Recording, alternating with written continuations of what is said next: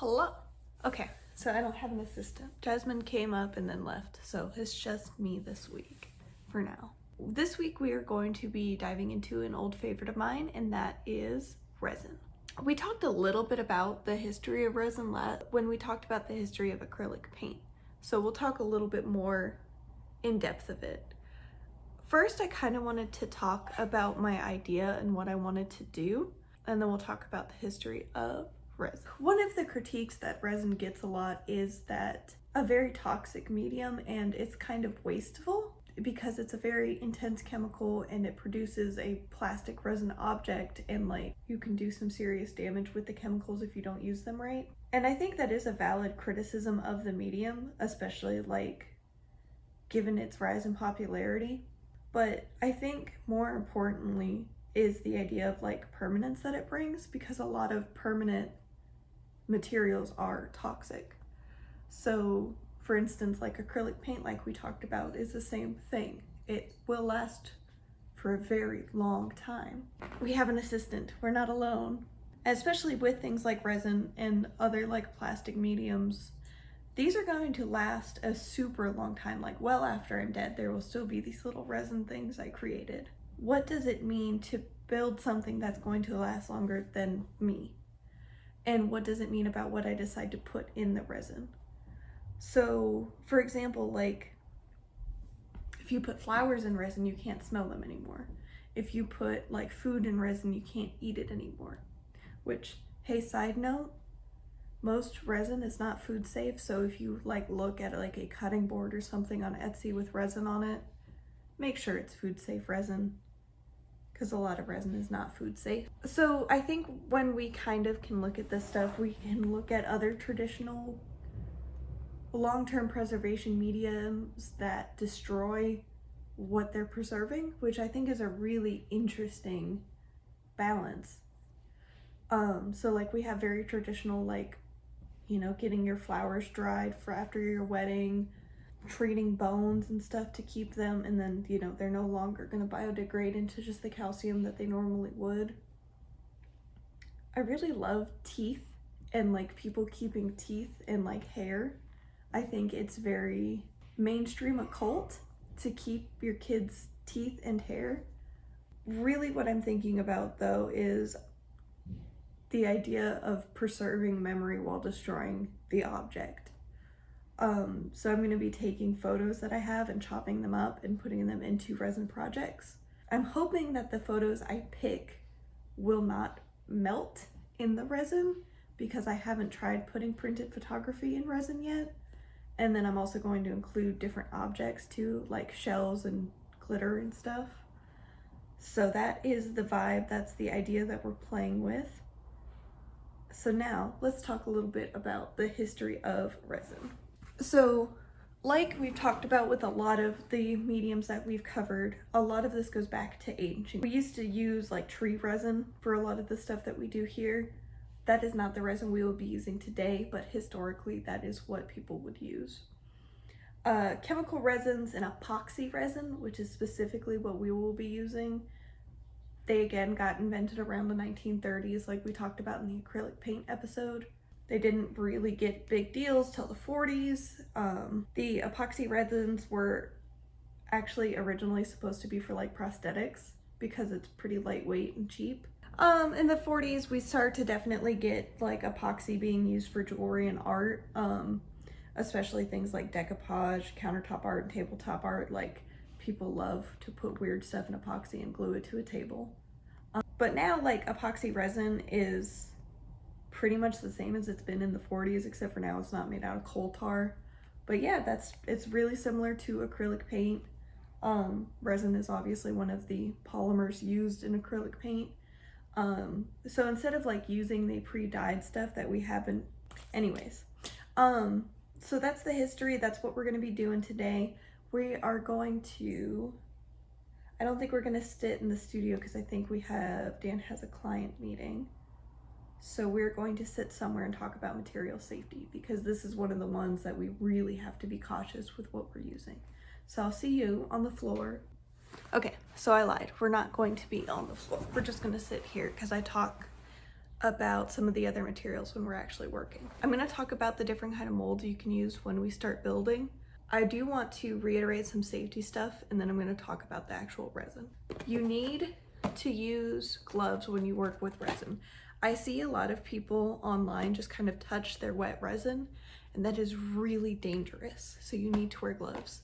These are, they don't have to be really tough. I do recommend disposable ones, but another thing, resin will wreck whatever surface it is on. So you need to either have a surface you do not care about, which is what I do. I have one spot on my desk that is all sorts of textured and ugly and paint ripped up. That's the resin area. It is drippy and liquid until it is solid, so it will drip on the floor, it'll drip out of your containers, cover everything.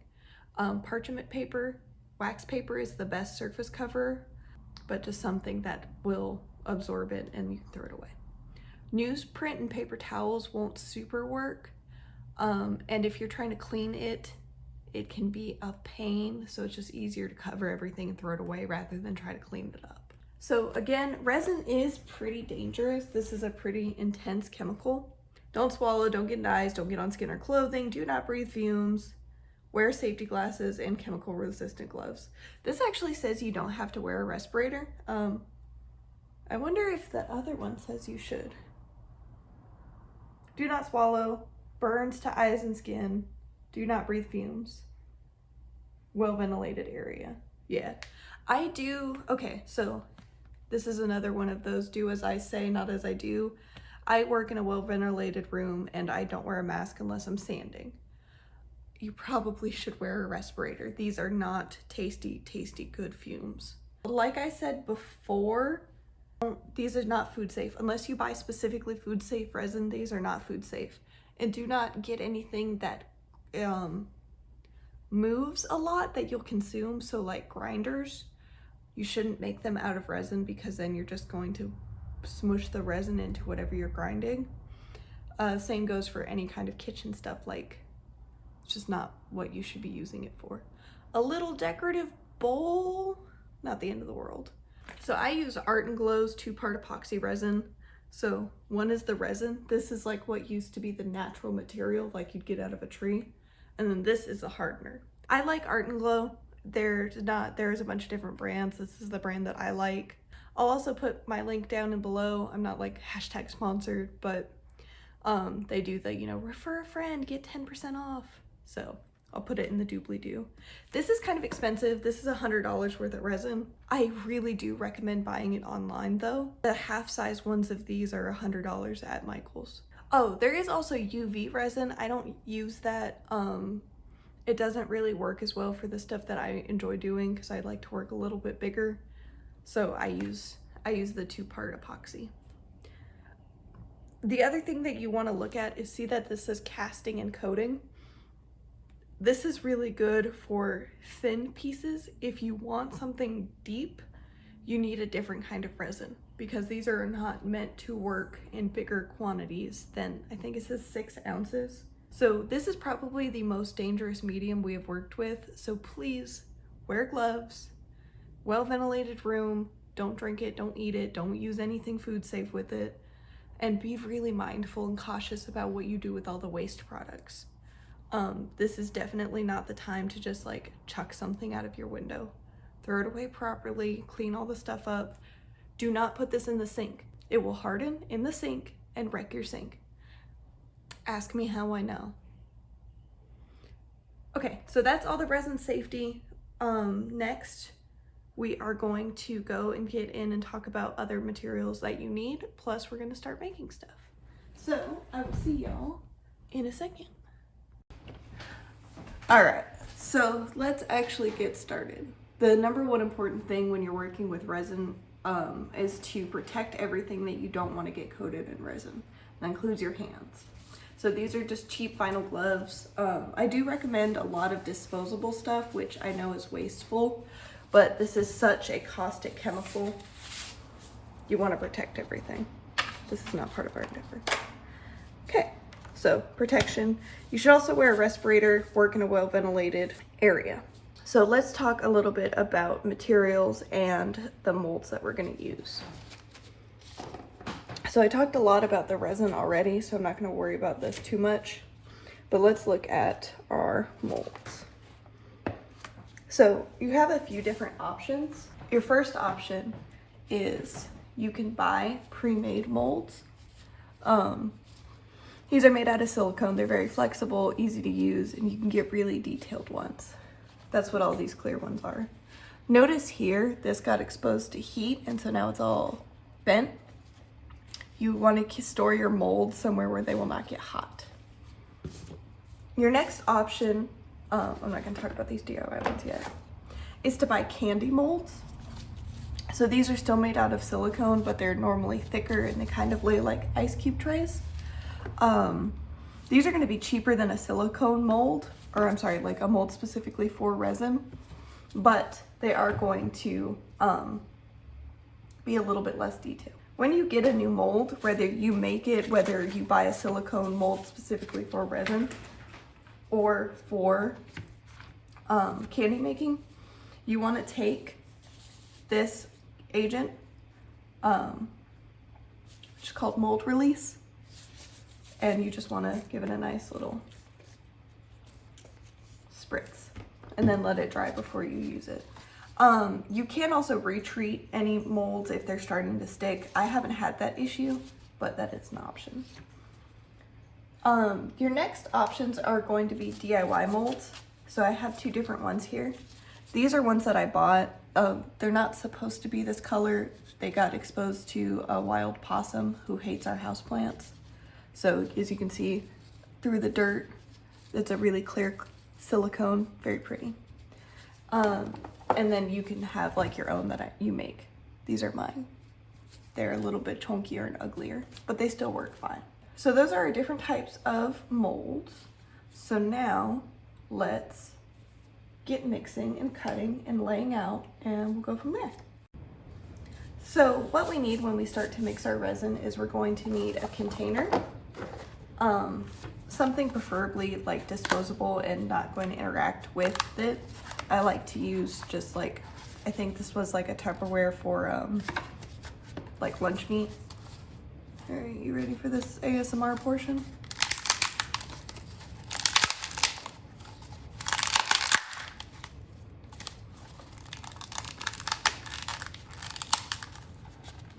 And this is why you want to use something flexible and disposable, so you can peel all the resin out. Crunchy. And if this resin's cured all the way, you can also use this as a filler. Oops.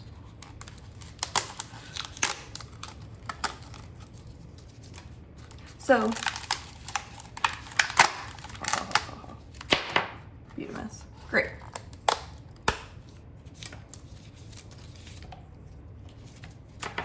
Sticky, not cured all the way. So you want to have your bowl. You want to have a mixing implement, preferably free of dirt. This is a mask spatula. It came in like a mask that I bought. I really like it. It's nice and flexible. You can also use a popsicle stick, tasty, or like, you know, plastic butter knife or anything like that. And then you are going to want to have some way of measuring out your resin. I use 2 of the same size paper cups, and then I just fill them to the same amount.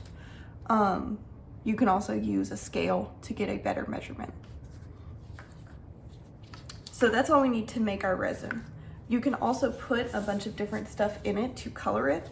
So as we can see, we got glitter here. You can also get alcohol ink. You don't want to use a lot of food dye or water-based stuff, because water-based stuff will affect how the resin cures and it won't set up correctly, and you'll have sticky, squishy resin, which is not desirable. You can also get pigments. So this is Mica Powder. I don't actually recommend buying this brand because I think this brand uses child slavery. I didn't know when I bought it, so do your research. But yeah, so this is just shiny pigment powder. Don't breathe this. This kid's really bad for your lungs. Wear a mask. Don't breathe this. And that's pretty much it. All the other stuff we kind of already talked about. You can get like chunky glitter, you can get like acrylic paint, all that. I also like to keep dried flowers and beads to work it with. And we're gonna be putting in some paper and photos. When you are working with resin, it is important to remember that this is going to get hot. So I don't recommend putting fresh flowers in or untreated paper. I think these are going to be fine because they are this like glossy finish. So I don't think they're gonna bleed or burn or anything like that.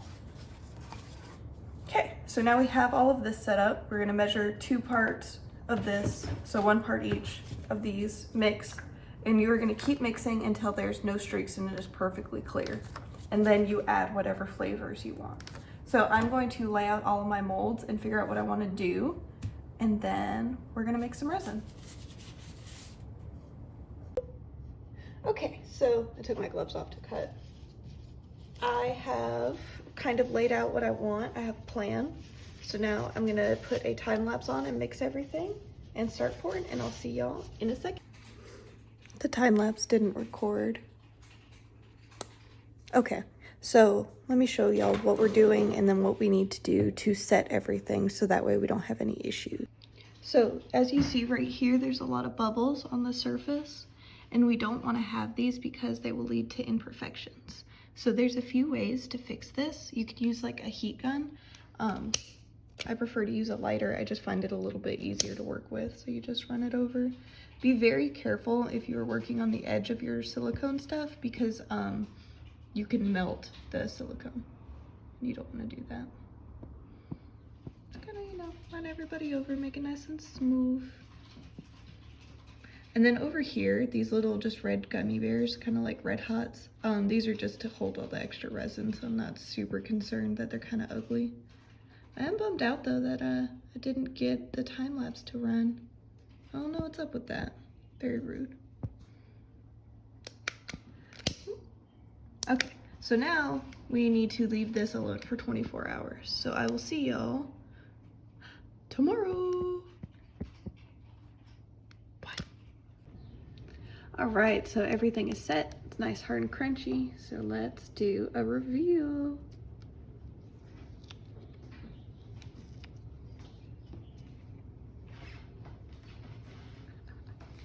So cute.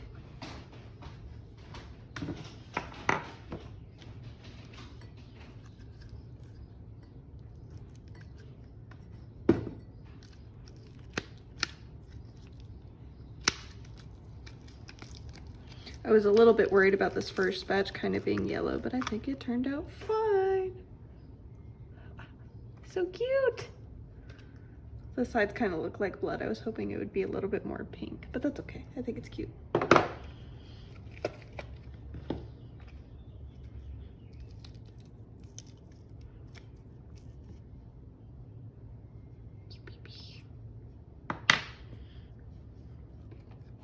I'm not gonna pop all these out on camera, but I'll pop 1 or 2 out. I'm gonna make these into earrings for my mom. Boop. So cute. They're kind of tall. I have one that like I didn't fill up as much, and I feel like that's more gummy bear sized. We got some batons.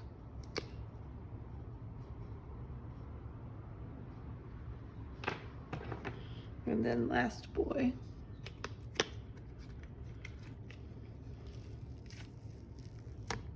Oh, it's too much dye and stuff. You can't really see the photo.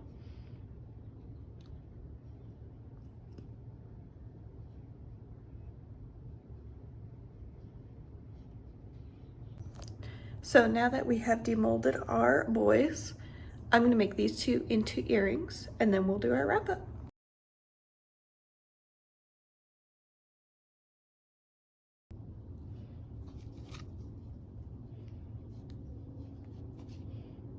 So, review time. The gummy bears I think turned out cute. I don't know if they're art, but they're cute. This one, the little cat, I think it's cute, but you can't really see the secret cat, which I think is kind of fun. This one I'm kind of disappointed that the colored resin sunk below the clear resin, so you can't really see the photo, but it's also kind of cool. It's kind of hidden and mysterious. This one is my favorite. I think this one turned out really well. I think it's very sweet. And like, you know, the original photos are destroyed now, but we have this cute little box and I think it's very sweet. I think overall, mission success, and I'm very happy with these. That is all that I have for y'all this week. I will, next week we are going to be doing something different. We are going to be doing a vlog because I'm going to be in New York. That's all I got. I will see y'all next week.